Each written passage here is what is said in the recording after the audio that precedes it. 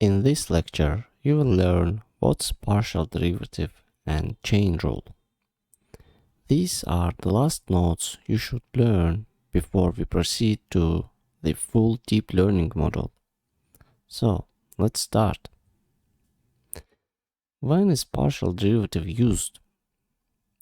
If we have one dependent variable in the formula, we cannot use partial derivative. But if we have two or more dependent variables in formula, then we find derivative with respect to one of them, keeping the other as a constant.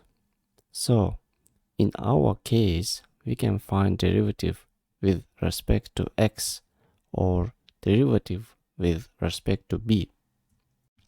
When chain rule is applied, it's applied if function is complex. For example, derivative of 2 times x equals 2 and derivative of sine of x equals cosine of x. But what if we have function in a function like sine of 2x? Then we will find derivative for each function and multiply them. And the general rule looks like this.